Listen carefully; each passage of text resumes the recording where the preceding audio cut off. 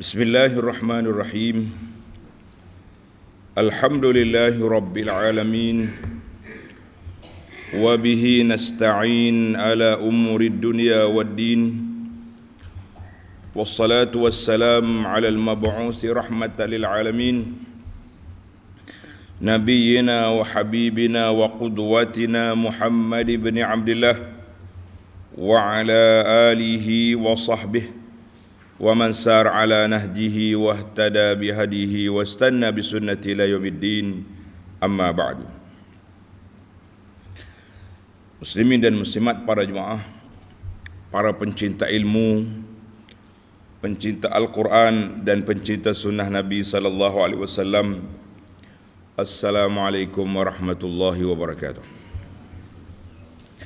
Alhamdulillah, syukur kita kepada Allah Azza wa Jalla pada pagi ini 17 Syaban 44 bersama dengan 10 hari bulan 3 23, kita dapat meneruskan pengajian kita dalam tafsir surah Nuh. Surah Nuh, surah yang ke-71, juzuk yang ke-29. Juzuk 29. Ayat yang kita akan baca bermula ayat 13 sehingga ayat 20. Ayat 13 sehingga ayat 20, iaitulah masih lagi perbincangan kita tentang pertembungan di antara Nuh dengan kaum dia. Di mana dalam ayat ini Allah nyatakan bantahan Nabi Nuh kepada kaum dia yang engkar, yang tak mau dengar. Nabi Nuh menyeru mereka agar memerhatikan kepada makhluk-makhluk Allah di sebelah atas. Tengok matahari, tengok langit, tengok bintang. Kemudian tengok pula di bawah dengan tumbuh-tumbuhan di atas bumi. Dan Nabi Nuh memperingatkan mereka bahawa kamu ni mari daripada tanah, kembali kepada tanah. Dan akan keluar lagi dari tanah. Jadi itu dia panggil dakwah Nabi Nuh sangat jelas. Dia telah menyatakan kepada kaum dia apa yang dia telah diperintahkan oleh Allah Azza wa Jalla. Baik para jemaah sekalian, jadi memandangkan sound tak apa bagus, jadi kita baca ayat satu-satu je. أعوذ بالله السميع العليم من الشيطان الرجيم ما لكم لا ترجون لله وقارا. Masih lagi Allah Ta'ala cerita kepada kita, iaitulah kata-kata Nabi Nuh kepada kaum dia. Waqala, jadi berkata Nabi Nuh, qala Nuhun liqaumihi. Nabi Nuh berkata kepada kaum dia, mu'atiban lahum ala kufrihim, mencela mereka sebab mereka kufur. Oleh kerana mereka kafir, tak mau dengar kata, maka Nuh bantah, malakum la tarjuna lillahi waqara. Apa sebabnya kamu berkeadaan tidak menghargai kebesaran Allah dan kekuasaan Allah? Apa sebab kamu ni? Mata tak nampak ke macam mana? Jadi mata tak nampak ke apa? Tak tengok ni. Tidak tengok kepada kebesaran Allah Azza wa Jalla. Tidak tengok kepada keagungan Allah Azza wa Jalla. Kata Imamul Mawardi, Al-Imamul Mawardi rahimahullah, dia kata ayat ini ada lima tafsir. 5 takwil, 5 huraian. Yang pertama, malakum la ta'rifuna lillahi azamah. Kenapa kamu tidak mengenali keagungan Allah? 1. 2, la takhshawna lillahi iqaban. Kenapa kamu tak takut kepada azab Allah dan kamu tidak mengharapkan pahala daripada Allah? 3, kamu la ta'rifuna lillahi haqqahu, kamu tidak mengenali hak Allah Azza wa Jalla dan kamu tidak mensyukuri nikmatnya. Ini kata daripada Hasan Basri. Yang keempat, la ta'udduna lillahi ta'ah. Kamu tidak menunaikan ketaatan kepada Allah Azza wa Jalla. Yang kelima, waqar dengan makna as-sabat. Waqar dengan makna as-sabat ay la tasbutun. Kamu tidak tetap pendirian mengesahkan Allah Azza wa Jalla bahawa dialah Tuhan kamu yang berhak disembah, dipuja dan dipuji. Maknanya makna la tarjuna lillahi waqara, tu waqara ada 5 makna. Jelaslah kepada kita, 5 ni semuanya ambil daripada ulama salafus salih yang menjelaskan 5. Maka dengan itu kata di Ibnul Qayyim rahimahullah, dia kata wa hadhil aqwal tarji'u ila ma'nan wahid. Semua 5 ni satu je sebenarnya, balik kepada satu makna je, iaitulah mereka tidak mengenali Allah, yang menyebabkan mereka tidak mengagungkan Allah, mereka tidak kenal Allah, mereka tidak berikan hak Allah Azza wa Jalla. Jadi duduk di mana? Duduk di tak kenal Allah. Bila bermula daripada tak kenal, dia tidak mengagungkan, dia tidak mengasihi, dia tidak memberi hak. Itu dia panggil puncanya tidak ada ma'rifatullah, tidak mengenali Allah Azza wa Jalla. Baik, itu bantahan yang pertama Nabi Nuh kepada kaum dia. Tengok ayat 14. Wa qad khalaqakum atwara. Dan padahal sesungguhnya Allah telah menciptakan kamu dengan kejadian yang berperingkat-peringkat. Tengok nota di bawah, dia kata, yakni manusia itu pada mulanya dijadikan dari pati yang berasal dari tanah, iaitu dari pati makanan yang berasal dari tumbuh-tumbuhan dan tanaman yang tumbuh di bumi. Kemudian pati itu dijadikan air mani, kemudian menjadi sebuku darah beku, kemudian menjadi seketul daging, kemudian daging itu menjadi tulang, kemudian tulang itu disalut dengan daging. Setelah sempurna kejadian itu, Allah Ta'ala menjadikan dia makhluk yang lain sifatnya dari keadaan yang asal, serta ditiup ruh padanya.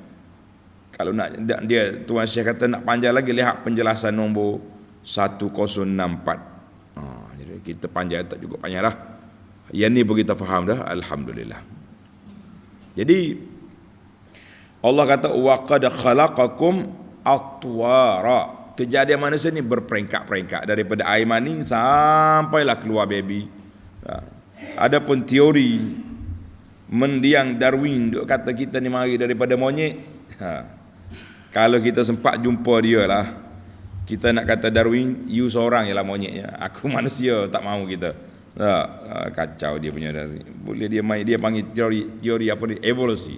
Kita kata tak payah evolusi. Evolusi kita daripada air mani kepada kejadian manusia, kita kata selesai.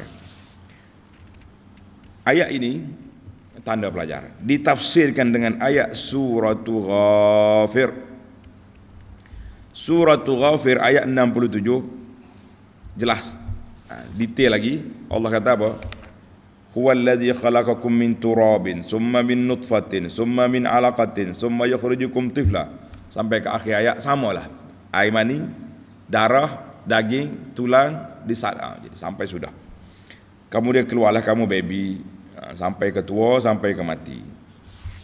Itu dia panggil ayat ini tafsir ayat dengan ayat. Dia kata tafsir yang paling menarik sekali. Ulama tafsir kata tafsirul Quran bil Quran. Al-Quran ditafsir dengan Quran. Itu yang paling cantik, yang paling tinggi darjat. Dan kemudian tafsir Quran dengan hadis Nabi sallallahu alaihi wasallam yang sahih. Kemudian tafsir para sahabat. Di antara sahabat yang masyhur dia panggil sahibut tafsir. Siapa dia? Sayyiduna Abdullah bin Abbas radhiyallahu anhu. Abdullah bin Abbas ini dia panggil tafsir yang paling baik. Tapi masalahnya sanad dia tu. Ni orang duk jual ada 3 jilid kat kedai terjemahan dia. Dia panggil Tanwirul Miqbas fi tafsir Ibn Abbas. Para pengkaji telah menyelidik bahawa dalam tu banyak riwayat-riwayat yang tidak sahih daripada Ibn Abbas. Jadi masalah ada setengah pendakwah ni dia buat ngajar kita tu. Tafsir Ibn Abbas. Jadi kita kata, ustaz, nak baca tafsir Ibn Abbas ni biar pastikan kesahihan sanad dia kepada Ibn Abbas. Kalau sudah pengkaji telah mempertikaikan, kenapa kita nak jadikan dia tapak untuk pengajian? Itu pentingnya ilmu tentang sanad. Yang duk bagi sanad photostat di masjid-masjid itu nak ambil semangat orang ramai ya. Photostat bagi habis kita. Tak tahu apa pun dia terima tu. Nama orang pun dia tak kenal. Baik. Kita pergi kepada dalil lain pula, dalil sebelah atas. Tadi dalil diri, dalil atas. Ayat 15. Alam tarau kaifa khalaqallahu sab'a samawatin tibaqa. Tidakkah kamu mengetahui dan memberikan bagaimana Allah telah menciptakan 7 petal langit bertingkat-tingkat. Jadi Allah Ta'ala ajar kepada kita berfikir dari pelbagai sudut. Tengok pada diri, tengok pada langit, lepas ni kita turun ke bumi. Jadi Nabi Nuh pun berdialog dengan kaum dia supaya berfikir melalui analogi kejadian manusia supaya lebih mudah apa? Lebih mudah mereka berfikir. Jadi daripada tengok pada diri, tengok pada langit. Alam tarau ay qala Nuhun liqaumihi. Nabi Nuh alaihissalam berkata kepada kaum dia, alam tarau kaifa khalaqallahu. Mu tak tengok kata bagaimana Allah menciptakan 7 lapis langit, ba'daha fawqa ba'd, satu-satu peringkat, 7 tingkat. Fatastadillu bidzalika ala kamali qudratillah. Bila kamu tengok, kamu boleh buat dalil sempurnanya kuasa Allah, wastihqaqihi lil ibadati duna ma siwa, dan Allah Taala ini berhak untuk beribadat kepadanya bukan dengan orang lain. Beribadat kepadanya bukan dengan orang lain. Kata di Ibnu Arafah, wa hadhihi al-ayam min kalami Nuh. Masih lagi ini kata-kata Nabi Nuh. Allah ceritakan dalam Quran hikayat tentang Nabi Nuh alaihissalam. Allahu akbar. Alam tara. Tengok di sini, kita ni para jemaah sekalian, tengok tu ada 2. Sama ada kita tengok dengan mata kita, mata 2 biji ni, ataupun tengok dengan ainul basirah, tengok dengan mata hati. Jadi kita kata, awak tak tengok ke? Tengok tu tengok dengan mata. Boleh juga kita kata, kamu tak tengok? Pada pandangan saya bukan dengan mata dia, dengan hati dia. Pada pandangan saya masalah ni sekian-sekian. Dia tak tengok pun. Mungkin dia buta, tak ada masalah. Kalau kata, awak pandangnya apa? Awak buta. Buta pun dia panggil pandangan basirah. Basirah ni orang tak tengok dengan mata mujarad. Tengok dengan mata mujarad ni buat ambil selfie je. Lepas dia tak mikir juga, tak jadi. Dia panggil bukan tengok selfie, tengok dengan mata hati. Jadi mu tak tengok ke bagaimana Allah SWT telah menciptakan langit bertingkat-tingkat. Allahu akbar. Ia menunjukkan kepada keagungan dan keesaan Allah Azza wa Jalla. Ayat 16. Wa ja'alal qamara fihinna nura. Dan Allah menjadikan padanya bulan sebagai cahaya. Bulan nur. Sebab apa dia kata bulan tu cahaya? Wa ja'ala asy-syamsa siraja. Serta menjadikan matahari sebagai lampu yang terang benderang. Tengok ni ahli sains kata apa? Ai wa ja'alallahu al-qamara fis samawati sab'i nura. Allah Ta'ala jadikan bulan di langit yang ketujuh itu sebagai cahaya. Sebagai cahaya nur, sebagaimana dalam surah Al-Furqan, tanda ni surah Al-Furqan ayat 61, Tabarakalladzi ja'ala fis sama'i buruja wa ja'ala fiha sirajan wa qamaran munira. Tengok, naknya Allah beza di antara matahari. Matahari siraj, dia sendiri itu lampu, nyala. Bulan pantulan cahaya saja. Bulan tak ada cahaya.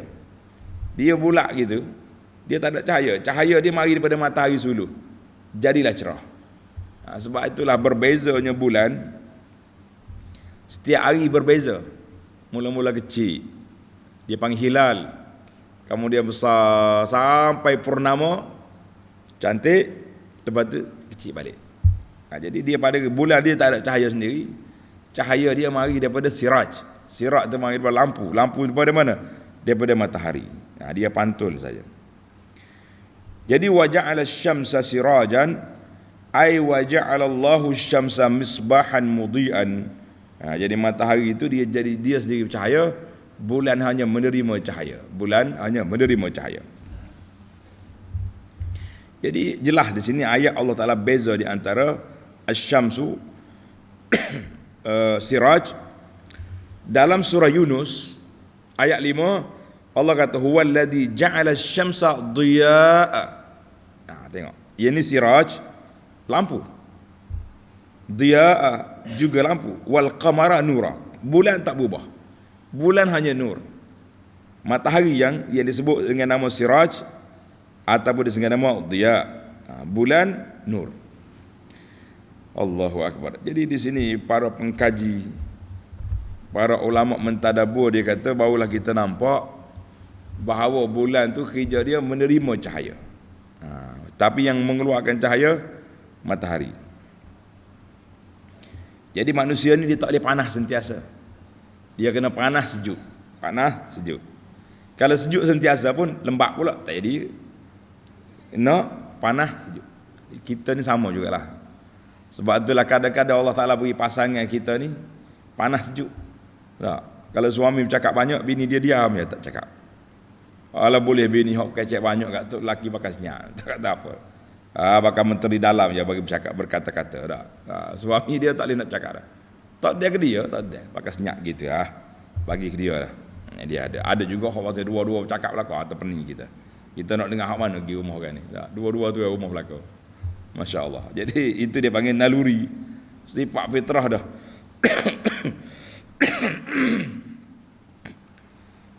Ada yang ada sejuk, ada panas. Jadi matahari ini panas, bulan dia sejuk. Allahu akbar. Baik, kita berpindah kepada yang seterusnya. Dalil yang seterusnya ayat 17. Wallahu ambatakum minal ardi nabata. Wallahu ambatakum minal ardi nabata. Dan Allah telah menumbuhkan kamu hidup dari benda-benda yang berasal dari bumi dengan tumbuh-tumbuhan yang sungguh-sungguh sempurna. Ai annaha ruju'un ila dalailin anfus. Ayat ni balik semula kepada dalil diri tadi. Mana dalil? Ayat 14. Wa qad khalaqakum atwara, kamu dijadikan berperingkat-peringkat. Asal kamu mana? Minal ardi, asal kita daripada bumi. Daripada bumi. Wa innahu bayyana annahu ta'ala khalaqahu minal ardi. Allah Ta'ala jadikan kita itu dari bumi. Summa yarudduhum ilaiha, kemudian kamu akan balik semula ke bumi. Mana dari bumi? Ada orang kata, mana kita dari bumi? Kita kan dari mak ayah kita. Baru tahu dia. Mak ayah kita macam mana nak keluar dia punya mani? Mari daripada makanan. Makanan mari dari mana? Makanan mari dari bumi. Itulah mari daripada bumi, dipanggil khulasah, kesimpulan. Saya tak makan bumi makan daging. Lembu makan apa? Makan rumput dari. Jadi pusing sana pusing sini, semuanya dari bumi. Itu salah masalah kita. Itu dia panggil dari bumi. Bila dari bumi, selesailah kita duduknya, tak usah duduk cakap banyak. Nama dia, nama apa? Manusia ni dari tanah. Kembali kepada tanah balik lepas pada kita mati. Ada juga orang tak masuk tanah, dimakan oleh apa ni, harimau ke, ditelan oleh ikan. Kita kata asal manusia tu kembali ke tanah lah. Cuma jarang-jarang ada kes terpencil orang itu dimakan oleh harimau, ditelan oleh ikan contohnya, tak masuk ke tanah, jarang. Allahu Akbar. Kemudian Tuhan suruh balik kita daripada khalaqakum atwara kepada wallahu ambatakum minal ardi, tengok kejadian asal kamu. Kejadian asal kita mana? Daripada tanah. Wallahu ibtada'a khalqa abikum. Allah Ta'ala mula penciptaan tok kita daripada tanah sungguh, dan penciptaan kita manusia ni daripada asal tanah. Pada itulah bila ada orang mari berteori, dia kata kalaulah jin tu daripada api masuk dalam api neraka tak panas sebab dia api dah.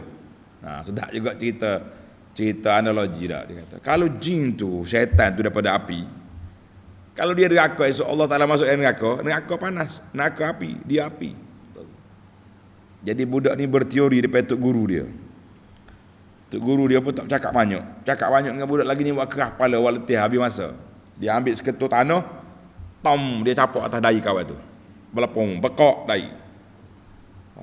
Dia pergi report ke Tok Qadi. Tok guru ni jahat, pukul saya. Dia kata apa? Tok guru dia kata, aku tidak pukul, aku jawab soalan awak. Jawab soalanmu. Awak dari mana? Dari tanah. Yang aku pukul tu tanah. Sakit tak? Sakit. Begitulah juga jin daripada api masuk dalam api juga, sakit atau tidak?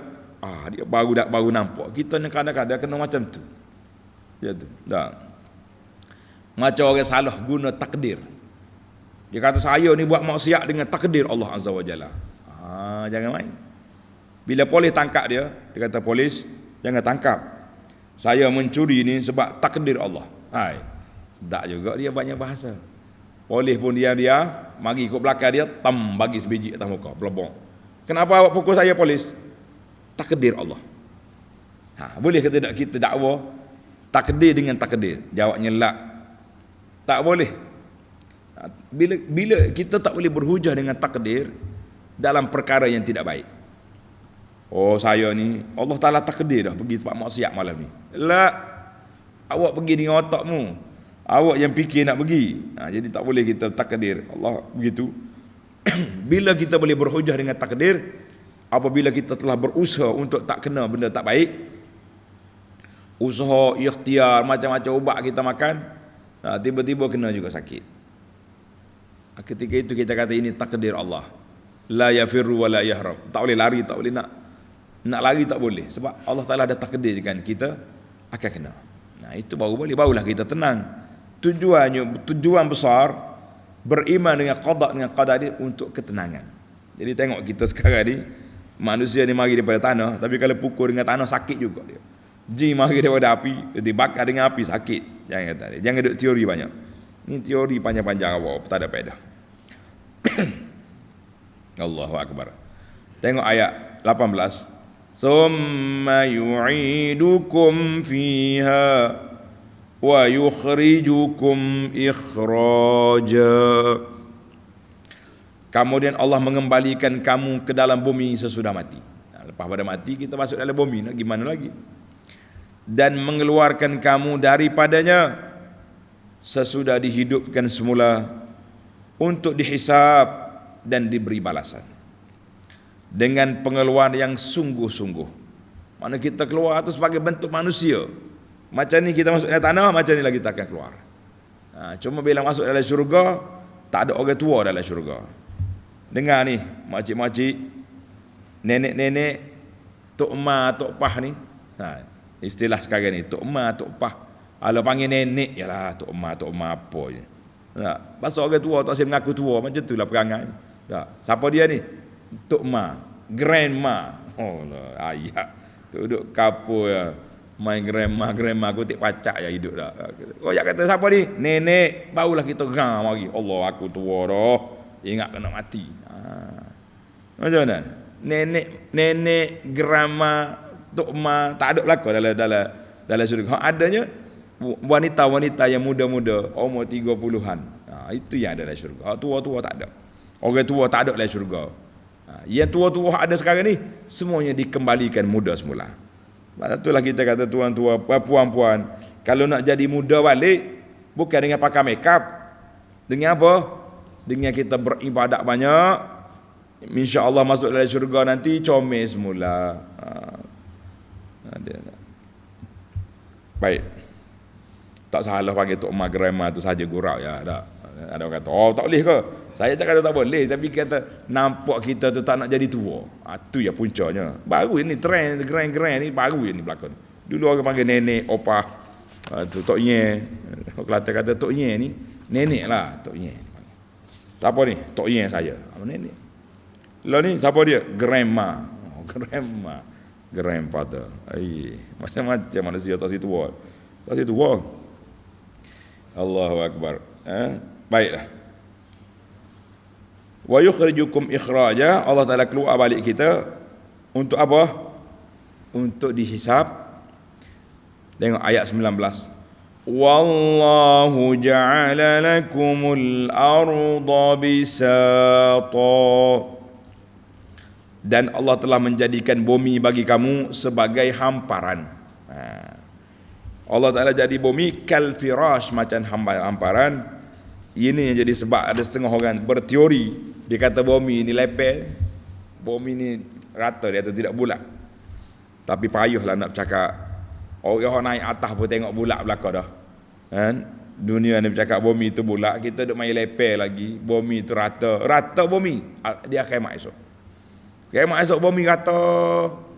Bukit bukau tak ada. Tak payah dia teori banyak. Baik kita duk teori, kita tadabbur Quran tentang kematian, duk bicara bumi rata ke bulat. Tak ada faedah banyak kepada untuk nak mendekatkan kita kepada Allah Azza wa Jalla. Tuhan kata apa? Litasluku minha subulan fijaja, supaya kamu melalui jalan-jalan yang luas padanya. Jadi Allah Ta'ala buat kita ni jalan. Allah Ta'ala buat apa ni, bumi ni luas, terbentang, supaya kita berjalan sana sini, tengok keagungan Allah Azza wa Jalla, tengok kebesaran Allah Azza wa Jalla, tengok iktibar tentang kebinasaan orang-orang yang derhaka di atas dunia ini. Banyak lagi ni tempat-tempat derhaka atas dunia ni Allah kekalkan. Macam di Madain Soleh tu, tempat orang penggeng-geng sebelah hutan Soleh. Kaum Ad di Yaman ada kesan dia. Ashabul Ukhdud ada. Fir'aun lagi ada. Kesan peninggalan dia, ahram, piramid, Sphinx, kepala singa tu ada. Tapi gitulah laut mati. Dikatakan laut mati ni tempat Qura Sadum, geng-geng sodomi, duk main sodok kat belakang ni. Itu pun ada. Maknanya semua tempat-tempat sejarah ini Nabi SAW bagi tahu, kalau nak masuk tempat orang kaum dilaknat, bukan masuk dengan selfie, masuk dengan menangis. Tapi sekarang dah jadi pelancongan. Orang pergi tersengih-sengih suka, tak ada keinsafan. Kita kata travel agent, dia bawa orang pergi ke tempat-tempat ahli-ahli maksiat yang dibinasakan itu. Kamu mesti nyatakan sunnah macam mana bila pergi tempat kebinasaan makhluk-makhluk Allah Ta'ala yang zalim, yang derhaka. Bukan pergi suka-suka. Ni tidak lagi jadi satu orang panggil konten, dia panggil konten sekarang ni. Dia duduk sengih itu, tidak ada apa yang boleh memberi pulangan kepada pemikiran kita tentang keagungan, kebesaran. Kita takut orang-orang buat maksiat ke atas muka bumi ini satu perkara yang cukup menakutkan. Baiklah para pelajar, para jemaah sekalian, tamatlah ayat kita secara ringkas. Kita berpindah kepada al-fawaid. Kita cari 5 faedah daripada ayat ini. 5 faedah daripada ayat yang kita baca ni. Ringkas-ringkas. Yang pertama, al-faidatul ula. Faedah yang pertama, ma lakum la tarjuna lillahi waqara. Kenapa kamu malakum, kenapa kamu, apa sebab kamu berkeadaan tidak menghargai kebesaran Allah dan kekuasaannya. Jadi kenapa kamu tak letak dalam hati kamu tu takut pada Allah Azza wa Jalla? Kenapa? Maka di sini para ulama mengatakan bahawa gaya cakapan, tengok gaya bahasa Nabi Nuh, badala Nuhun alaihi salam khitabahu ma'aqumi. Tengok ayat yang lepas. Ayat yang lepas Nabi Nuh cakap lembut. Cakap lembut dengan kaum dia. Dia kata, tengok ayat dia kata,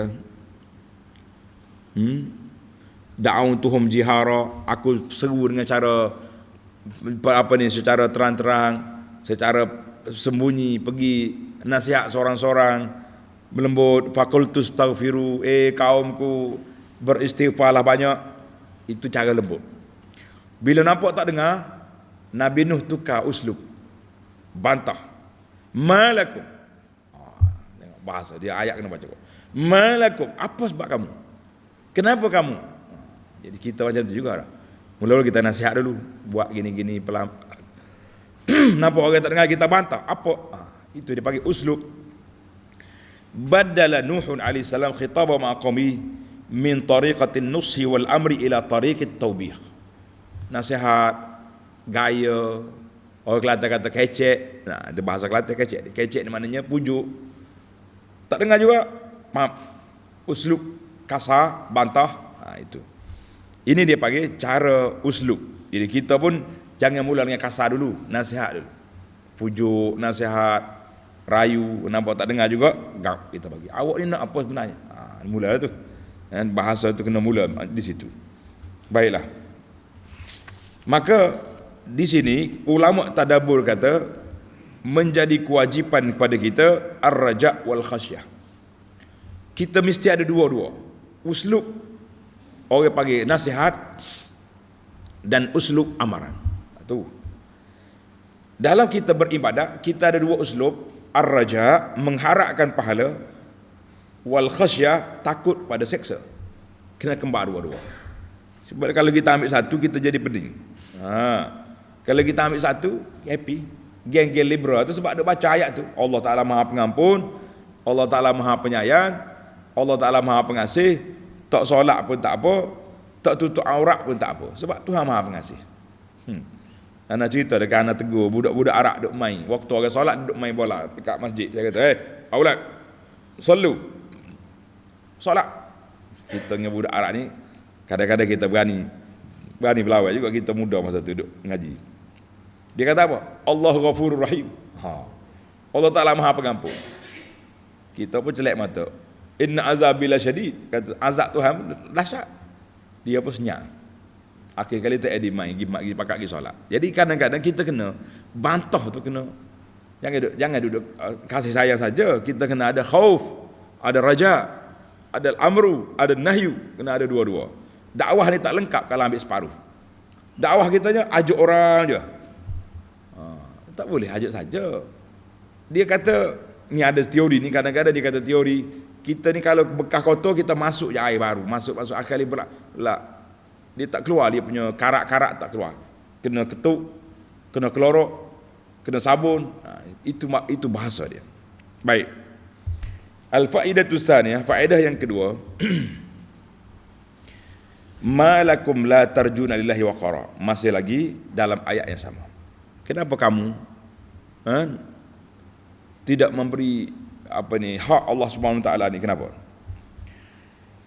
Dari sini kata di para mimma yastaqimu bihil qalbu, di antara hati kita ni menjadi istiqamah, menjadi cintai Allah Azza wa Jalla apabila kita mengagungkan arahan Allah, kita membesarkan larangan Allah. Bila Tuhan suruh, kita buat. Ni kadang-kadang kita ni banyak teori. Tahu banyak teori. Bila kata ini sunnah ni, dia tanya pula, sunnah tu sunnah ke wajib? Nak pisah-pisahkan lagi. Dari sudut hukum fiqh betul lah. Yang sunnah, yang sunat kalau tak buat tak berdosa. Tapi dari sudut amali, kalau kita pisah antara dua ni kita rugi. Kenapa buat tak solat sunat? Sunat je. Tak buat tak berdosa, betul. Tapi awak tak ingat, tak buat rugi. Rugi pahala. Jadi kita kena betul situ. Jadi mana setiap orang yang membesarkan arahan Allah, mengagungkan larangan Allah, maka orang itulah yang dikatakan waqara, orang yang menghormati Allah Azza wa Jalla. Jadi sekarang ni kita kena letak di mata kita. Dalam ayat lain Tuhan kata wa may yu'azzim sya'airallah. Wa may yu'azzim sya'airallah. Siapa yang membesarkan syiar agama Allah. Kita sekarang ni membesar ke tidak? Tak tahu. Di antara syiar agama Allah yang dipandang biasa oleh masyarakat, solat Jumaat. Muazzin nak panggil kita solat tu dengan apa? Dengan nama Allah. Allahu Akbar, asyhadu an la ilaha illallah. Baru dia panggil hayya 'alas salah. Tapi tiba-tiba kita main-main. Ana baca satu kisah seorang pendakwah di Eropah. Dia ni tengok seorang budak orang putih baru masuk Islam. Di antara rumah dia berjalan kaki nak pergi ke surau masjid, jauh 20 minit ke 20 minit. Musim salji sejuk, dia muncul di surau. Jadi ustaz ni, pendakwah ni nak berlunaklah sikit dengan mu'allah ni supaya dia tak rasa berat. Dia kata, brother, boleh je kalau musim sejuk macam ni awak solat di rumah. Solat di rumah dia. Nanti tengah hari dah ada nampak panas sikit, bolehlah datang. Mu'allah dia jawab sepatah ya. Wa man yu'azzim sya'airallah fa innaha min taqwal qulub. Siapa yang mengagungkan syiar agama Allah, itu tandanya hati bertakwa. Tok Syekh kata terduduk aku, disentap oleh mu'alaf. Kita duk cari hukum-hukum yang ringan. Tiba-tiba mu'alaf ni lebih mantap dia punya kepahaman dari sudut amali yang lain. Sebab tu anak duk perhati tengok setengah orang yang belajar agama kemudian mana mereka awal tu dia belajar sekular kata orang. Lebih kuat amalan dia daripada hak duduk tunggu surau daripada muda sampai tua. Hak ni 2 rakaat tak tambah-tambah dah. Bila kita cerita tentang solat-solat sunat ni, duk main lagu tu ya. Kita kata ada kalanya yang baru dapat lebih kuat daripada yang lama, sebab yang lama dia kalih dengan hatu dia tak ada penambahan dari sudut ta'zim sya'airallah dalam hati dia, maka kita rasa berat. Jadi para jemaah sekalian, ayat ini mengajar kepada kita, bantah Nabi Nuh, malakum la tarjuna lillahi waqara, kenapa kamu tidak mengagungkan Allah Azza wa Jalla. Di antara mengagungkan Allah, membesarkan syiar agama Allah Azza wa Jalla. Di antara syiar agama Allah, salatul jamaah. Itu satu contoh. Bagi wanita membesarkan agama Allah, jaga aurat. Kita ni banyak lagi tak luluh aurat ni. Ni saya punya kertas ni, pos pakum. Aurat kita ni tak lepas. Tahu pos pakum? Pos pakum ni tempat cek kereta yang elektronik tu, kalau kita nak barukan rotek apa. Pos pakum. Pos pakum syariat ni tak luluh lagi. Pakaian tak jaga. Dia jaga bila pakaian? Waktu solat. Waktu pergi tawaf. Tak boleh. Aurat kita, auratku marwahku. Tajuk kita pun auratku marwahku. Mana marwah kita duduk di situ. Baik. Maka kita kena agungkan Allah, kita kena besarkan Allah Azza wa Jalla dengan melaksanakan syariat dia semampu boleh. Besarkan syiar agama Allah. Jadi jangan main-main. Kita bawa jemaah pergi haji. Di antara syiar agama Allah Ta'ala, orang haji duduk di Mina, bermalam di Mina. Dia dah bermalam di hotel besar Mekah. Dekat lagi melontar, naik bah standard, pergi melontar balik, tak rasa apa. Biar kita rasa menjiwai duduk dalam kemah. Tak pernah duduk lah lagu tu tak. Duduk ramai-ramai, kaki orang atas kepala kita. Dan kita jangan lupa kaki kita pun atas kepala orang. Tak, duduk. Sempit. Kubur pun tak belum tentu luas. Jadi kita nak belajar tahtim, nak meruntuhkan keegoan kita. Inilah dalam rihlah haji yang kita begitu. Sebab tu bagi anak, Dalam haji ni penting sangat jemaah haji duduk di bina bersempit-sempit, beratur nak boleh ke apa ni tandas, supaya ada memori dalam kepala kita pernah kita mengagungkan Allah duduk di tempat macam ni, supaya kita jatuhkan keegoan diri kita, ini je standard aku. Ini pun bagus, ada tilam. Dalam kubur mana ada tilam? Tikar pun tak ada orang bagi kita. Ada anak saya yang bagi tikar ke mak dia dalam kubur ada? Tak ada. Kalau letak dia tikar orang marah. Apa engkau ni? Ada tikar harga RM5 je. Takkan tak boleh letak ke mak. Tapi tak ada orang letak. Sebab itulah dia panggil kedudukan kita di sisi Allah Azza wa Jalla. Allahu Akbar. Baik, kita berpindah kepada al-faidatus talisah. Faedah yang ketiga. Faedah yang ketiga, alam tarau kaifa khalaqallahu sab'a samawatin tibaqa. Fihi tambih, mu tak tengok ke langit, bagaimana perhiasan dia dengan bintang, dengan bulan, dengan matahari. Ayat ini tambihun ala izami khalqi hazil asya. Allah Ta'ala suruh kita berfikir betapa besarnya makhluk Allah Ta'ala yang bernama langit, yang bernama bulan, yang bernama matahari ini, dan banyaknya manfaat yang kita terima. Itu menunjukkan kepada rahmat Allah Azza wa Jalla kepada kita. Dia sediakan kita duduk atas bumi, dia sediakan lampu, dia sediakan pemanas, dia sediakan penyejuk, semuanya ada untuk kita. Bagaimana kalau malam tak ada siang? Bagaimana kalau siang tanpa malam? Panah kita nak hidup. Yang siang tak ada malam ni, dialah syurga. Sebab tujuan malam untuk rehat. Untuk rehat, untuk tidur. Jadi kalau dalam syurga kita tak penat, tak letih nak tidur buat apa? Tidur ni rugi. Jadi kalau tak tidur tu nikmat. Allahu Akbar. Itulah dia panggil kita, uslub kita berfikir. Fal azimur rahim, Allah Ta'ala yang maha kaya menyediakan semua untuk kita. Macam kita inilah, bila kita sayang kepada anak-anak kita, bila sayang kepada anak-anak, tidak kita sediakan. Sedia bilik tidur cantik, sediakan peralatan comel dengan tilamnya, dengan alat mana airnya. Walaupun zaman kita lumuk ke buhai pagi-pagi dah, ataupun menggigil kita sejuk, tapi anak cukup lengkap. Sedia pula peralatan, gadget-gadget, cukup lengkap. Allah Ta'ala yang maha kaya, yang maha berkuasa, kasih dia kepada hamba dia, disediakan untuk kita hidup atas dunia ini, semuanya lengkap dengan peralatan yang ada. Kita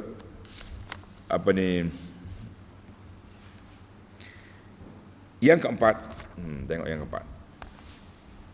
Alam waja'alal qamara fihi nura. Dia kata matahari, bulan itu jadi cahaya, nur. Kaifa qala zalika? Jadi bagaimana kita kata bulan tu di langit-langit, sedangkan bulan tu duduk di langit dunia, paling bawah sekali. Jawapan dianya macam orang kata as-sultanu fil Iraq. Kuasa kerajaan tu duduk di Iraq, contohlah Iraq. Dia kata sultan tak duduk di Iraq, sultan duduk di istana. Kita kan sini, sultan duduk di istana, menguasai dalam negeri. Dia tak duduk semua negeri, duduk di istana dia ya. Jadi itulah dia kata, maknanya kalau kata bulan tu duduk di langit, bukan semua langit, tapi tempat dianya, paksi dia duduk di atas. Itu bahasa perbahasa lah dia panggil. Wa ja'alal qamara fihinna nura. Ayat ini imaun, isyarat ila anna daw al-qamari laysa min zati. Cahaya yang keluar pada bulan bukan daripada zat dia. Bulan tu gelap, tapi dia mari daripada cahaya daripada matahari. Sebab itulah bulan tadi saya sebut di awal tadi, cahaya bulan tu berbeza-beza. Awal bulan kecil, tengah bulan penuh, akhir kali kecil semula. Itu dia panggil sebab dia mari ihsan daripada matahari, cahaya yang dia dapat. Ini menunjukkan bahawa kita ni perlu kalau kita tak ada cahaya sendiri, kena cari cahaya. Apa dia? Saya tak ada ilmu. Bagaimana kita dapat ilmu? Duduklah dengan para ulama, para pendakwah, para ahlul ilmi, yang kita boleh ambil cahaya daripada dia tu dengan apa? Dengan kita belajar. Ni masyarakat kita ni dak cahaya dia nya boleh berselfie dengan ustaz. Lah letih. Jumpa ustaz kat begini, saya. Waktu orang ngajar dia lari. Mana ada macam tu? Di Facebook dia penuh dengan gambar-gambar. Tok Syekh tu, Tok Syekh ni. Semua Syekh ada belaka. Syekh melompat pun ada, Syekh baca sunnah pun ada. Yang pentingnya dia boleh selfie. Ambil berkat. Waktu orang mengaji, semua gini tak pergi belaka.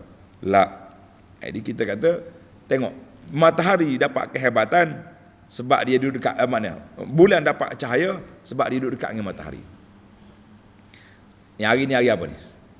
Hari Jumaat. Ingat Jumaat, ingat baca surah Kahfi. Ada yang baca, ada belum baca. Di antara kemuliaan anjing. Berapa kali Tuhan sebut anjing dalam surah Kahfi? Wa yaquluna khamsatun wasadihum kalbuhum. Anjing berapa kali disebut dalam surah Kahfi? Sebab apa mulianya anjing? Sedangkan kita tengok anjing sekarang ni kita takut. Kalau anjing mari dekat kita, kita takut. Takut kena samak lah, kena sertu lah, macam-macam. Sebab kata di para ulama tadabbur, mulia anjing itu bukan kerana anjing, sebab dia duduk dengan orang soleh. Kalau anjing duduk dengan orang soleh mulia, bagaimana kita manusia tak mulia duduk dengan orang soleh? Subhanallah. Cuma carilah yang betul-betul soleh. Jangan duduk dakwa dia tu ahli kasyah lah, ahli tu ahli ni. Orang kata nak soleh ni kena ikut sunnah dengan Quran dengan sunnah. Kita dah ikut cerita pelik-pelik, pening kepala masyarakat. Kita kadang-kadang bila kita berforum dengan orang-orang ahli-ahli forum ni, kita duk baca ini hadis, ini Quran, mari seorang lagi duk cerita wali pagi petang pagi malam. Wali ni cerita dia manusia. Kita yang lantik dia jadi wali tinggi-tinggi. Tapi sepatutnya wali itu selingan. Quran dengan hadis tu yang asal. Barulah betul perjalanan. Baiklah. Yang terakhir Allah kata apa? Wallahu Allahu ambatakum minal ardi nabata thumma yu'idukum fiha wa yukhrijukum ikhraja min adallil alal hudus. Ayat ini menunjukkan benda tu berlaku, bergeraknya manusia ni bergerak. Semua pergerakan kita dengan sebab. Pergerakan dengan sebab. Tanahnya bila mari hujan dia bergerak. Tumbuh-tumbuhan naik. Itu dia panggil bergerak. Maknanya semua tubuh manusia, tubuh hayawan sama seperti tumbuh-tumbuhan. Daripada tak ada naik benih, mari benih. Bila mari benih dia pecahkan tanah, dia keluar pokok, keluar dia punya daun. Itulah manusia ni berjalan. Kemudian pokok akan kembali jadi tanah, kuning, hancur. Demikianlah manusia.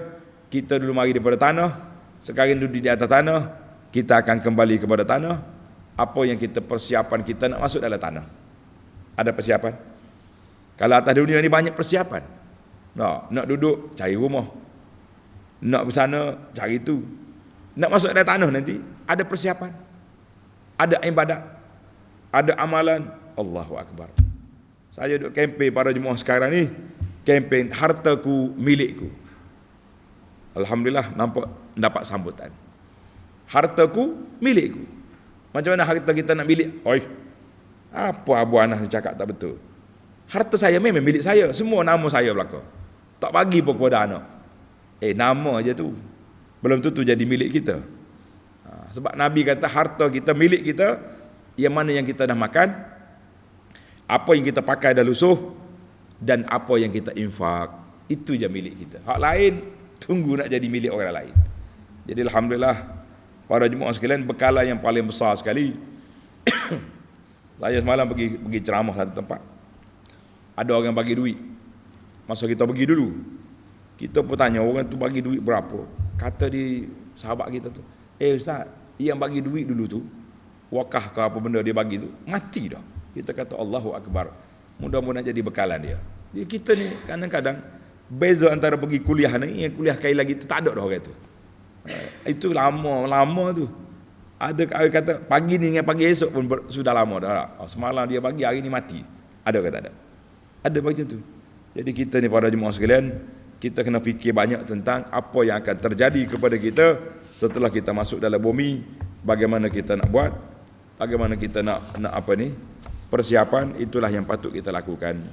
Subhanakallahumma wa bihamdika asyhadu an la ilaha illa anta astaghfiruka wa atubu ilaik. Wa sallallahu ala nabiyyina Muhammadin wa ala alihi wa sahbihi ajma'in walhamdulillahi rabbil alamin.